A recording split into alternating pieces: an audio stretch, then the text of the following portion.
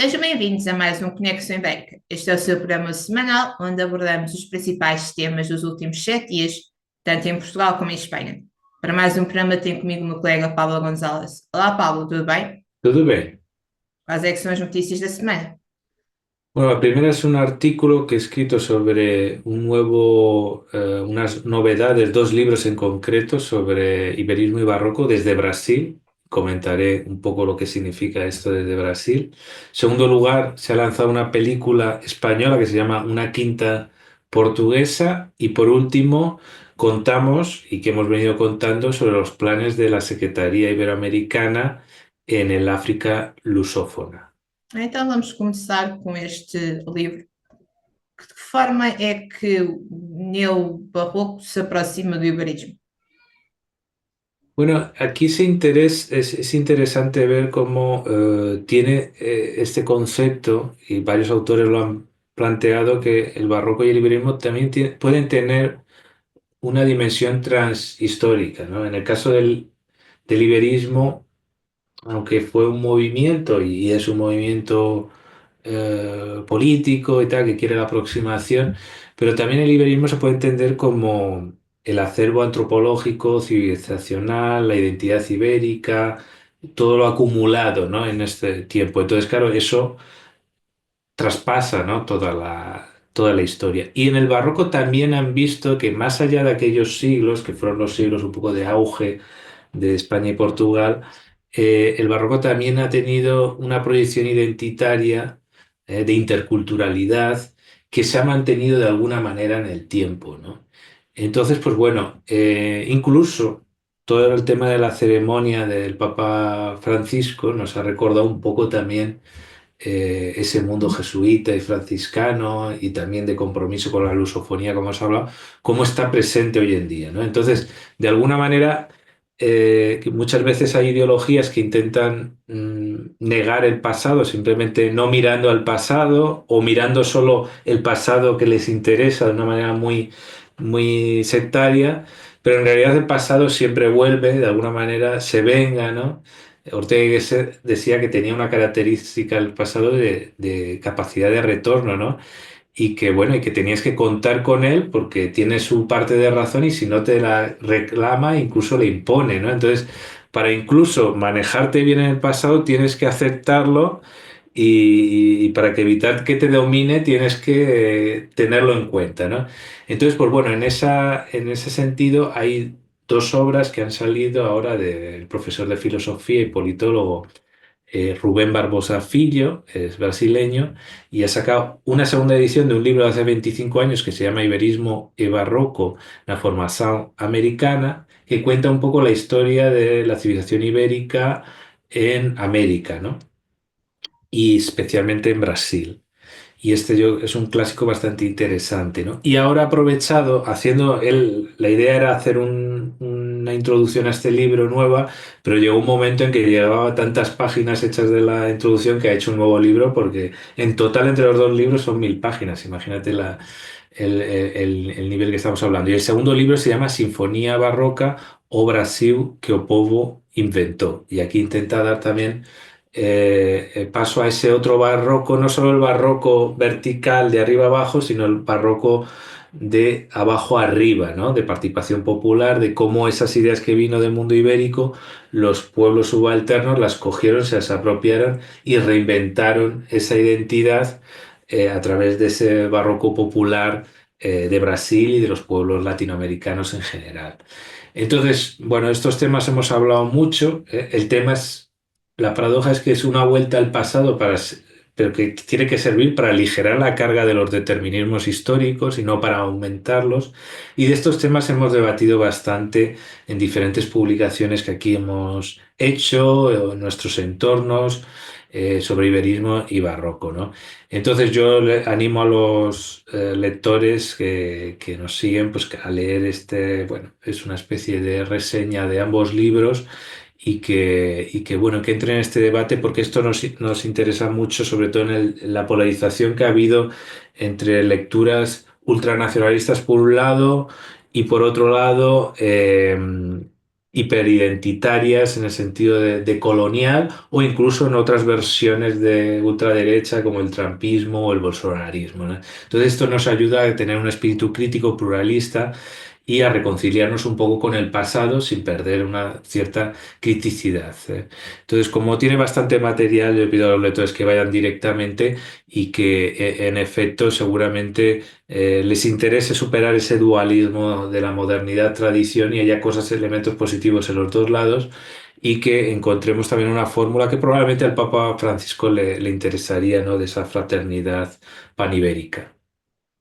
Agora passamos de um livro para um filme. Conta-nos lá um pouco da história desta quinta portuguesa.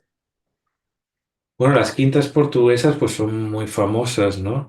Debo decir que aquí también y en Madrid hay varios sitios que se llaman quintas, sobre todo se referían más en el siglo XVI, XVII y quintas de un tamaño importante, no quintas, vamos a decir, minifundistas, ¿no? Aristocráticas, porque allí en, esas fincas, ¿no? A lo mejor podríamos decir en español, en Portugal, en general no tienen gran dimensión. Las habrá muy grandes, pero que Ah, las hay también en pequeña escala, ¿no? chegou a ser Y uma das maiores, não maior da Europa na altura, isto mais ou menos um pouco antes de 25 de Abril, era a Torre Bela.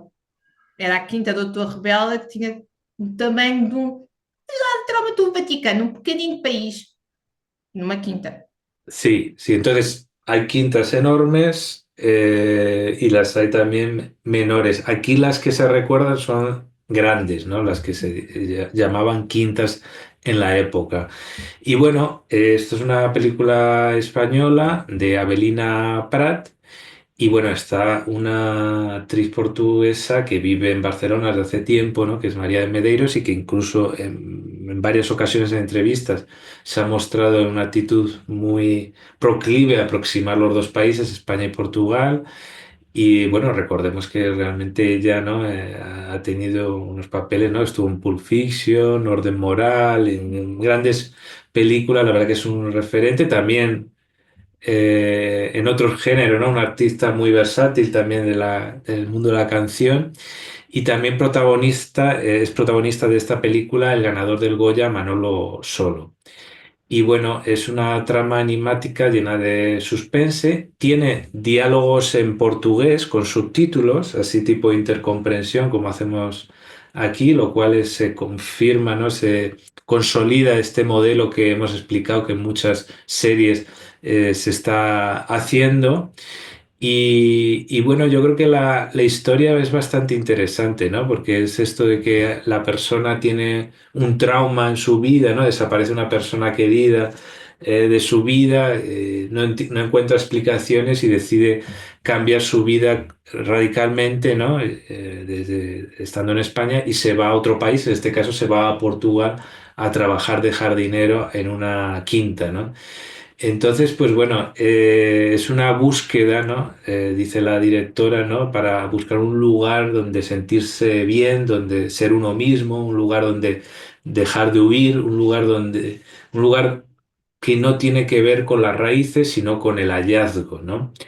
Y esto realmente es una idea que yo creo que es general en todo el mundo alguna vez o la tiene o la ha tenido, ¿no? De cambiar radicalmente. Hay gente que consigue hacerlo, pero realmente también es muy utópico porque tampoco te consigues solucionar todas las cosas que llevas consigo en tus propias maletas, ¿no?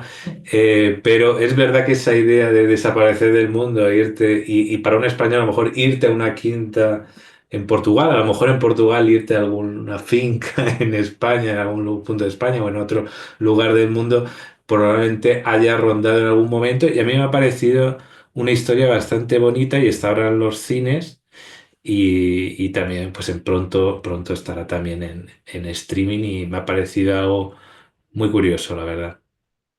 Agora passamos para a África lusófona. Qual é que são os objetivos da Secretaria Ibero-Americana para esta parte do mundo? Bueno, esto es interesante porque nosotros siempre hemos hablado de la importancia de esa alianza entre Iberoamérica y la lusofonía, como en algunos casos se solapa, ¿no? Porque Brasil al fin y al cabo están los dos, igual que Portugal. Y al fin y al cabo, en el mundo de la lusofonía tienen mucha admiración por el mundo americano, ¿no? Entonces, no tiene a lo mejor mucho sentido el hacer cosas por separado, ¿no? A lo mejor algunas cosas sí, pero otras no. Y bueno, en torno a la idea de la triangulación, Portugal sí que lo ha visto una oportunidad y de hecho creó un fondo de cooperación triangular Portugal, América Latina, África, impulsado por el Camões y gestionado por la SEGIP, ¿no? La Secretaría Iberoamericana. Y entonces pues ha visitado un par de proyectos, son unos cuantos proyectos, y ha visitado un par de proyectos en Santo Tomé y Príncipe, ¿no? Entonces, aquí sí que es verdad que ellos no utilizan el término iberofonía por precaución, nosotros lo entendemos, pero lo cierto es que esta triangulación significa una cooperación. Por ejemplo, en este proyecto participa Colombia y Santo Tomé y Portugal. Entonces, está habiendo una triangulación entre países de lengua hispana y portuguesa de cualquier continente, ¿no? Entonces, esto entra dentro de nuestro concepto de iberofonía. Y entonces en ese sentido yo creo que independientemente del nombre que le pongamos es un avance, es decir, que se estrechen lazos en todos los continentes de países de lengua portuguesa y española. Y también aprovecho para recordar que habrá la cuarta Conferencia Internacional de Lenguas Portuguesa y Española, la CIRPE 2025 de la OEI, y se celebrará en la ciudad de Praia, en Cabo Verde. Entonces, de nuevo estamos con lo mismo, es un organismo iberoamericano que está participando en un país lusófono, Língua portuguesa. ¿no? De lengua portuguesa, teniendo relación con el mundo ibérico, por así decirlo. Entonces ahí empiezan a surgir otros conceptos, ¿no? Iberoáfrica, iberofonía. Esto será el 11 y el 12 de noviembre y desde luego que los objetivos son, palabras de ellos mismos, promover el acercamiento y la convergencia entre continentes, comparten lazos históricos, culturales y lingüísticos, ¿no? Entonces, pues bueno, en ese sentido estamos de acuerdo independientemente de la etiqueta. Bueno, hasta aquí mis tres temas. ¿Cuáles han sido los tuyos? Bem, António Costa fez a sua primeira visita oficial como presidente do Conselho Europeu a Barcelona, passando para Portugal e Espanha, que vão trabalhar do próximo para perceber o que é que deu este blackout da semana passada, e para terminar, Constantin, uma aldeia raiana que aproxima portugueses e espanhóis não só na mitologia, mas também na fé. Muy bien, pues vamos con esta visita de Antonio Costa a Barcelona, que sin duda constituye un respaldo, ¿no? para la Generalitat de Salvador Illa. Coméntanos. Exato. Exatamente. E também se reuniu com Salvador Illa no Palácio da Generalitat, onde afirmou que a Catalunha é um pulmão económico de Espanha e que Espanha é um dos pulmões económicos da Europa e que está contente, não só como europeu, mas como português, de ver a Catalunha de volta. Expressão que o próprio Ilha por várias vezes tem sublinhado desde que tomou posse neste cargo. Mas voltamos então, começamos então com a visita de António Costa, desde há um ano presidente do Conselho Europeu, fez a sua primeira visita a Barcelona neste cargo e nesta visita teve a oportunidade de estar com um encontro onde falou com Salvador Illa sobre vários temas, incluindo política internacional, mas onde também visitou centros de tecnologia, a planta da SEAT. Não podemos esquecer que a indústria automóvel tem um grande peso na Catalunha, e onde fez um discurso no Círculo de Economia, onde onde lembrou que os europeus podem fazer tudo aquilo que quiserem, basta se esforçarem para tal.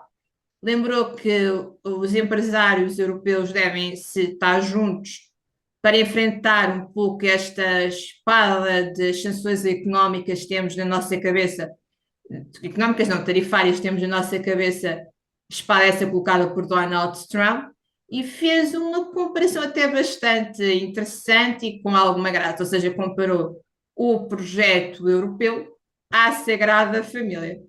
não só por ser um projeto inacabado, mas por ser algo grandioso, algo histórico, algo que pode unir de alguma forma os povos. Bem, esta visita, como disse, teve uma grande vertente económica, como é óbvio, com estes encontros com empresários e com idas a fábricas, mas também teve uma aproximação política com os líderes regionais, especialmente com António Costa e Salvador Illa. Muy bien, ahora volvemos al tema del apagón y bueno, parece ser que ha habido la iniciativa, como no podía ser menos, de crear un grupo de seguimiento entre los dos países, ¿no? Exatamente, então as duas ministras de Portugal e Espanha responsáveis por esta questão do ambiente e da energia estiveram reunidas na semana passada por videoconferência, isto porque não podemos esquecer que Portugal está em campanha eleitoral, ou seja, a ministra portuguesa estava no momento de campanha, mas tirou aquele pouco, aquela hora para se reunir com a sua congênere espanhola para falar sobre a situação que vivemos. Entretanto, já fez uma semana, um apagão que durante sensivelmente 10 a 11 horas nos deixou completamente incontactáveis com o mundo, ou seja, a verdadeira jangada de pedra que Saramago escreveu aconteceu na segunda-feira passada, na semana passada. Nesta reunião, as duas ministras deixaram visível que irão criar um grupo de trabalho luso-espanhol para tentar perceber a origem deste problema. O grupo esse que se irá reunir semanalmente, esta semana irá haver uma nova reunião entre as ministras e para tentar perceber o porquê deste apagão e tentar que este não aconteça novamente. Aliás, na visita que António Costa fez a Barcelona, voltou a reforçar a necessidade de uma intercomunicação, a interligação, neste caso, com a rede energética europeia, porque caso isto acontecesse, talvez este apagão no território ibérico não tivesse sido tão grave durante tantas horas. Bem, para além de se ter afirmado que irá haver um grupo de estudo luso-espanhol para saber as causas deste apagão, é que em Portugal o apagão continua a ser alvo de discussão. Neste caso, estamos já em campanha política, ou seja, está a ser usado pela oposição para dizer que o governo houve um apagão não só de eletricidade, mas do próprio governo de Luís Montenegro. Luís Montenegro, que isto para facto curioso, uma das iniciativas que o governo da AD fez durante esse dia foi levar combustível dos próprios automóveis para uma maternidade em Lisboa para que o gerador não se desligasse com falta de combustível. Bem, esta nossa campanha eleitoral vai durar até dia 18 de maio, que será o dia das eleições legislativas aqui em Portugal. As sondagens dão a AD como os grandes favoritos para vencerem, mas a verdade é que este tema, esta história do blackout ibérico, vai ainda ter muito pano para mangas, como dizemos aqui em Portugal, muitas conversas de café e não só vão ainda surgir à volta deste tema. E até ao momento, Portugal ainda não está ligado, como tem sempre estado ligado desde sempre, à rede elétrica espanhola, que ainda se está a tentar perceber o porquê de tudo o que nos aconteceu há cerca de uma semana. Vamos a ver si detectan exactamente qué ocurrió. Hay hipótesis que dicen que puede que algo raro vino de Francia y hay otras hipótesis que es del suroeste, probablemente de Extremadura, ¿no? Vamos a ver en qué acaba todo esto. Y por último, un tema que a mí siempre me ha gustado, nos ha gustado siempre a todos, ¿no? Que es el tema de las romerías de Rayanas, ¿no? Que ahí es donde hay un hermanamiento total, ¿no? En este tipo de festividades y que viene de mucho tiempo atrás, ¿no? Exatamente. Em Barrancos também há uma romaria desta Raiana com a sua vizinha espanhola em Sinassol, mas aqui vamos subir um pouco no mapa, vamos até Constantino. Então, esta pequena aldeia tem sempre no último fim de semana do mês de abril, entretanto já estamos em maio, mas não há problema nenhum de falarmos disto, uma romaria que é a festa internacional da Nossa Senhora da Luz, que junta portugueses e espanhóis. Então, esta romaria é muito interessante porque, primeiro, começamos com a missa selada nas duas línguas. com um padre que dá em português, um padre que dá em espanhol. O santuário onde é dado esta missa tem metade do seu santuário está no lado português e a outra metade está no lado espanhol, ou seja, o padre que está a dar a missa em português está no lado português a dar, o padre que está a dar a missa em espanhol está no lado espanhol a dar. Bem, é um fim de semana que, para além de unir os dois povos na fé, também junta com muito colorido, uma aldeia que, como acontece em toda a raia despovoada, uma aldeia em que talvez no resto do ano não tem tantos visitantes, esta festa traz uma nova vida a este local. Bem, para além da religião, Constantino também oferece uma grande mitologia, aliás, no seu brasão podemos encontrar os caretos, os próprios caretos que são um património nacional, fazem parte do brasão desta pequena aldeia, e uma aldeia onde é possível fazer passeios, ver a sua arquitetura ainda protegida, fazer passeios a pé, de bicicleta, pela natureza, ou seja, é uma ideia num fim de semana. Ok, a festa, entretanto, já passou, mas em qualquer fim de semana dá para a pessoa ir passear um pouco pela serra, largar as cidades ou a zona da praia, independentemente de onde você esteja, y conhecer esta aldeia raiana com dois povos. Sí, además es una zona de raya, yo creo que especial, todas son especiales, pero esta, por así decirlo, que es uno de los puntos quizá más alejados de Lisboa, ¿no? Y de los puntos más alejados del interior y además alejados a veces también del tiempo, ¿no?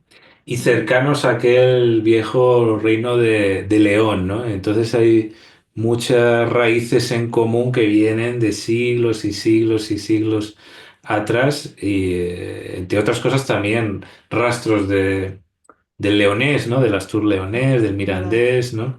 Entonces, pues también la experiencia en aquel punto yo creo que también es doblemente especial por esto. Entonces, a nuestros lectores y seguidores también les animamos a que viajen por esas tierras ibéricas ancestrales. Y nada, bueno, aquí ha sido el repaso semanal de las principales noticias de España y Portugal, en español y portugués. Ya saben dónde encontrarnos, en YouTube y en las redes sociales. Hasta la próxima semana.